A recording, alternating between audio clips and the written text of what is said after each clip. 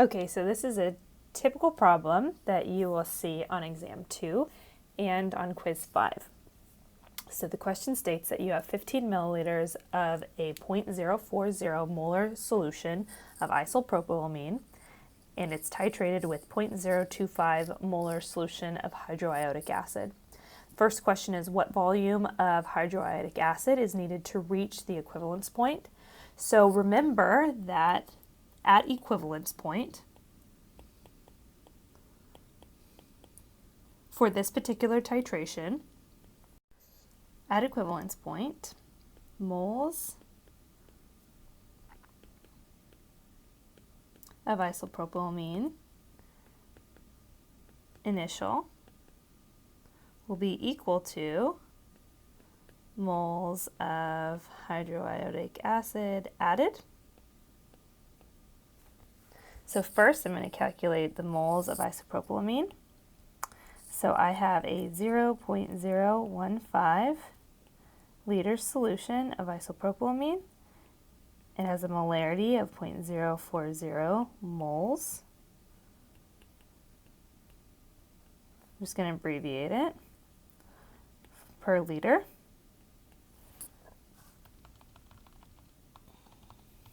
That gives me 6.0 times 10 to the negative 4 moles of isopropylamine, which is equivalent to 6.0 times 10 to the negative 4 moles of hydroiodic acid. Now to solve for the volume, just notice that my liters did cancel out and I was left with moles. Okay, so now to solve for the volume of hydroiodic acid, I'm going to take the moles, which is 6.0 times 10 to the negative 4 moles of HI, and then the given molarity, 0.025 moles of HI over 1 liter of solution. And that gives me 2.4 times 10 to the negative 2 liters of HI, which is the same as 24 milliliters of hydroiodic acid. Great. Okay, so let's move to the second problem. Oh, and just so that you're aware, my moles and my moles canceled to give me liters. Okay, so let's move to the second. What is the pH after 5 milliliters of hydroiodic acid is added? So remember, there are 4 points, 4 areas for each titration curve for which you will need to be able to solve for the pH. So the first point is before the titrant is added.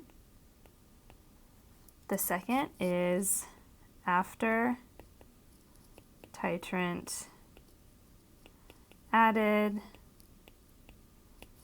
but before the equivalence point. The third section is at equivalence point, and the fourth is after equivalence point. So notice that the question states that you have added 5 milliliters of hydroiodic acid. The first question had you solve for the milliliters of hydroiodic acid that are needed to reach the equivalence point. So since that's 24 milliliters and right now I have only added 5 milliliters, that allows me to determine where I'm at in my titration, and that means that I am right here. I've added titrant, so I've added 5 mils of my hydroiodic acid, but I have added under the amount needed to reach the equivalence point. So I am looking at my second section of the titration curve.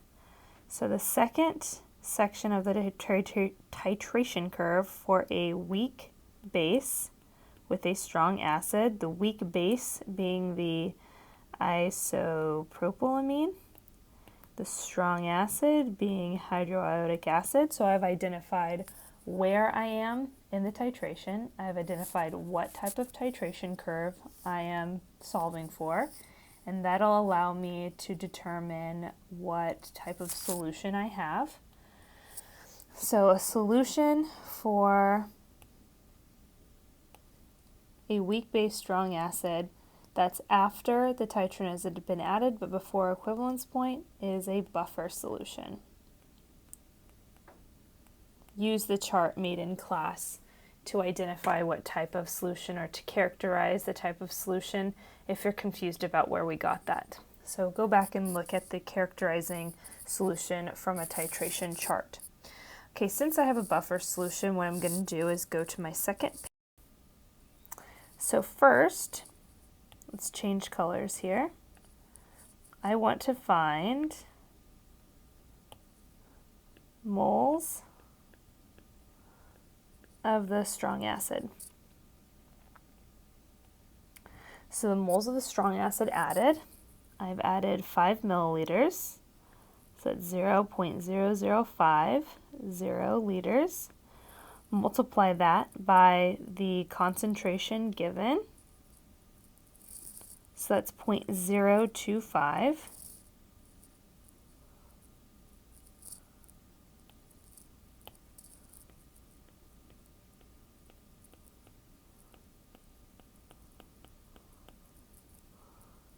Per liter. Liters will cancel.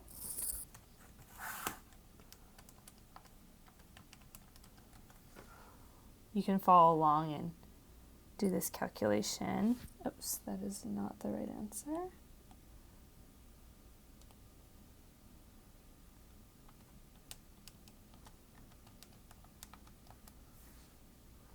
(1.25) times 10 to the negative 4 moles of hydroiodic acid. Now I want to calculate the moles of weak acid. Since this titration is titrating isopropylamine, which is a weak base, with a strong acid, that means at the very beginning I essentially have 0 moles of the weak acid. Okay, so I'm going to write that here. Moles of the weak acid is going to be 0 moles plus the moles of the strong acid, that's 1.25, times 10 to the negative 4 moles of strong acid, which will give me, again, 1.25 times 10 to the negative 4 moles, and we will call that HA, just so I can follow in the flow chart. All right, now I am going to solve for the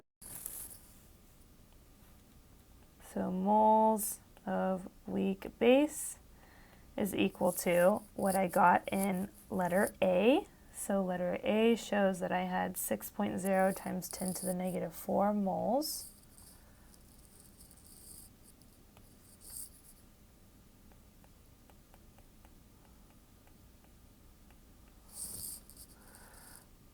We'll call it WB. And you're going to subtract from it the moles of the strong acid, so minus 1.25 times 10 to the negative 4 moles of strong acid. I like to make sure that I have parentheses over around everything before I plug it into the calculator. I'm going to take that minus, and that gives me 4.75 times 10 to the negative 4 moles of A minus, which is my weak base. So going back to the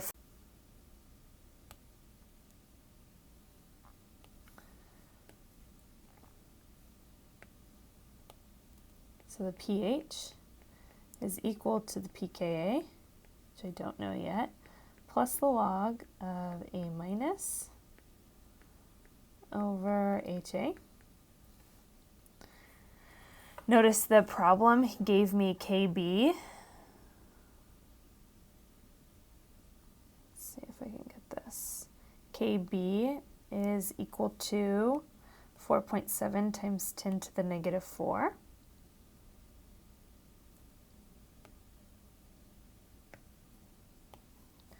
Kb is equal to 4.7 times 10 to the negative 4. Remember that Ka times Kb equals Kw. So solving for Ka by itself will give me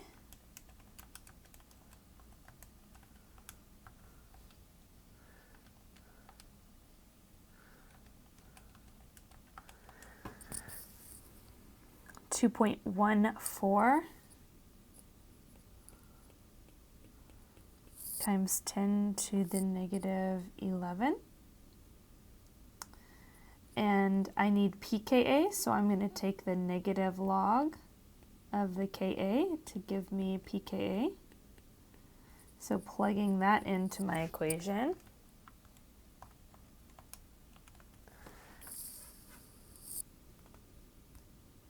pH is equal to the pKa. In this case, it's 10.6. I'm not going to round it just yet.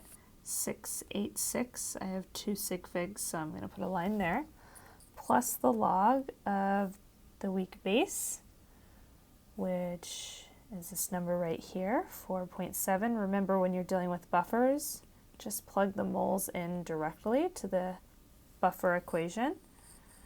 And then the moles of the weak acid is on bottom, 1.25 times 10 to the negative 4. So solving for that,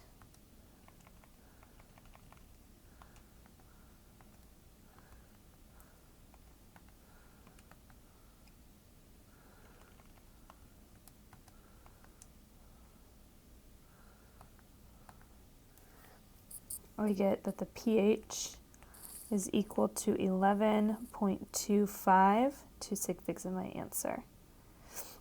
That would make sense because I have a weak acid, strong base titration, so my pH should be above 7. And that's before the equivalence point. So what is the pH at equivalence point? So remember, again, that at moles of weak base initial, in this case, since we started with a weak base, will be equal to moles of strong acid added, strong acid added, ignore that sound in the background, is equal to moles of weak acid at equivalence point. So because taking the information from part A, we had 6.0 times 10 to the negative 4, I believe. Let's just make sure. Yeah. Times 10 to the negative 4 moles of propylamine. That will be equal to, yes, that's a bell in the background. Just ignore that. My son's ringing a bell. Okay, it's equal to 6.0 times 10 to the negative 4 moles. We'll call it H-prop, which is just our conjugate acid, conjugate weak acid. Okay, you can abbreviate however you would like. Okay, so what type of calculation are we doing? Well, we are doing the third type of calculation, which is the calculation of the pH at equivalence point. So at the equivalence point, if you want to see how we characterize that solution, you're going to go back and look at your chart of weak base, strong acid titrations. The third type of calculation is at equivalence point, and we have characterized that solution as a weak acidic solution. So that's what you are going to use in your flow chart to determine how you will calculate the pH for this point in the titration. So let's go over and go to this. So I'm going to go back here. I'm going to write the acid dissociation reaction. So we've named our acid H-prop. A dissociation reaction is just that acid or base, whatever we are studying. In this case, it's the conjugate acid with water. And that's going to yield H3O plus and the conjugate base again. Then we're going to construct our Ka expression. So that's going to be the propylamine times H3O plus over H-prop. Great. Then the second step.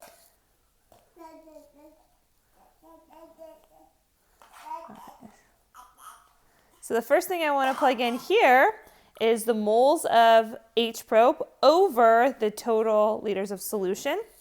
Okay, so I have moles right here, but what is V total?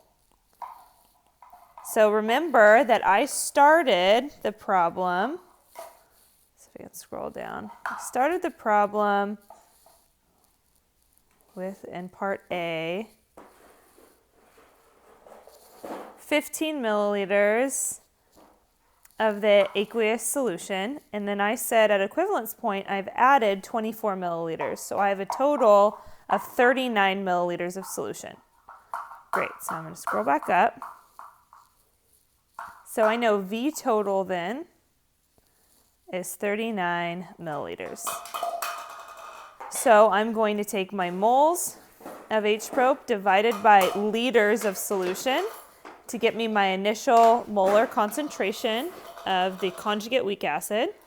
Okay, so I'm going to take my 6 times 10, doing this in my calculator right now, to the -4 divided by 0.039 liters, which is 39 milliliters.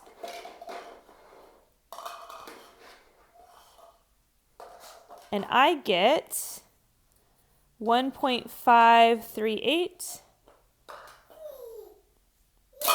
times 10 to the -2. I have about 0 of each of these. Plugging in my change, I have -x plus x plus x. For equilibrium, I have 1.538 times 10 to the -2 minus x, and then x and x. So I'm going to take these values, plug them into my Ka expression. This for prop,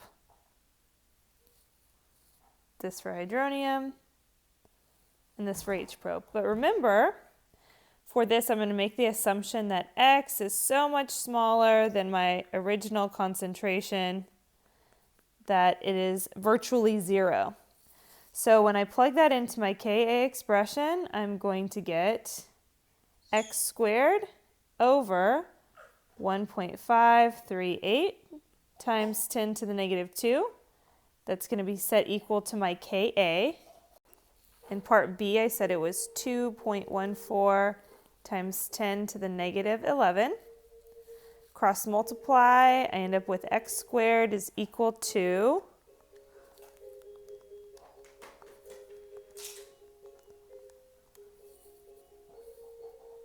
3.292, I think I just have, 2 sig figs times 10 to the -13. So that means x is equal to the square root of that, 5.738 times 10 to the -7. That again, x is equal to my hydronium concentration. So that is hydronium. Since I'm looking for the pH, and again, so negative log of x will give me 6.24. That's 2 sig figs. So that's my final answer for my pH at equivalence point.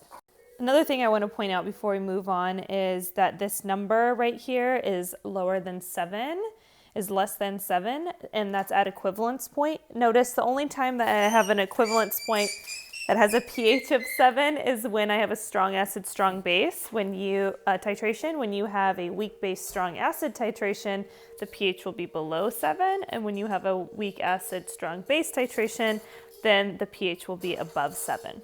Okay, so the very last part of this question is what is the pH after 30 milliliters? Remember that the equivalence point in this case was 24 milliliters. So we know that we've gone to the fourth type of calculation, which is pH after equivalence point. The pH after equivalence point for a weak base, strong acid titration, we said, is characterized as a strong acid solution. So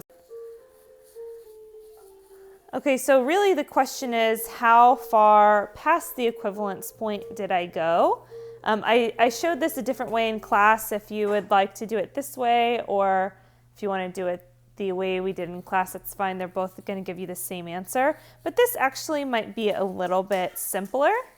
So what I'm going to do is take the volume that was added. I'm going to subtract from it the volume at the equivalence point. So volume added was 30 milliliters.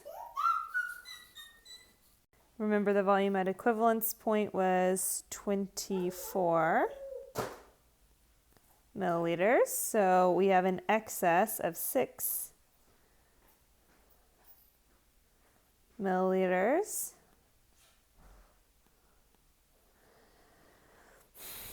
Okay, so this is 6 milliliters excess of the acid. Okay, so what I'm going to do is take that 6 milliliters, convert it into liters, and if I multiply it by its molarity, which is 0.025 moles of HI per liter, 0.06 times 0.025 gives me 1.5 times 10 to the negative 4 moles of HI. Remember, in our flow of hydrolytic acid, which is my strong acid, so in order to solve for the molar concentration of hydronium, I need the moles of HI over the liters of solution. And remember, this is total liters, because I want to know what the concentration is in the solution after the 30 mils have been added. So this is going to be equivalent to 1.5 times 10 to the negative 4 moles of HI over, well, I had 30 milliliters and I started with 15. So that's 45. Oops, let me do this. 0.045 liters of solution. We'll really only end up with 1 sig fig in our answer. That gives me a molarity of 3.33 times 10 to the negative 3. To solve for pH, I use my pH equation. pH is equal to the negative log of 3.33 times 10 to the negative 3. And that gives me 2.5, 1 sig fig, and that's my answer. Okay, so you've done every type of calculation for one type of titration. You do have to be comfortable with strong acid, strong base, strong acid, weak base, and weak base. Weak acid, strong base, and weak base, strong acid. So refer to the flowchart and to your determining or characterizing the solution in a titration chart in order to solve these problems. So in the first problem, I was just solving for the equivalence point in part A. I wasn't solving for pH, so I don't need to use the flowchart. In the second problem, I was solving for the pH after the addition of strong acid, but before the equivalence point. We characterize that as a buffer solution. So notice buffer is right here. Because I added strong acid or strong base, I follow this progression. Then identifying that hydroiodic acid is a strong acid, I follow the strong acid arm of the flowchart. Then I calculated the moles of the strong acid, HA at equilibrium, and A minus at equilibrium, and then I used the buffer equation. For part C, I calculated the pH at equilibrium for a weak base strong acid titration. At equilibrium, I characterized this solution as a weak acid solution, so I followed these steps as outlined in part C. And then in part D, I had to calculate the pH based on the part of the titration curve that was after the equivalence point. For a weak base strong acid titration after the equivalence point, we said that we had a strong acid solution. Therefore, I used this calculation to solve for the pH. So if you have any trouble with that, again, refer to the flow chart. This is just to give some more help to the previous problem and insight. And let me know if you have any questions.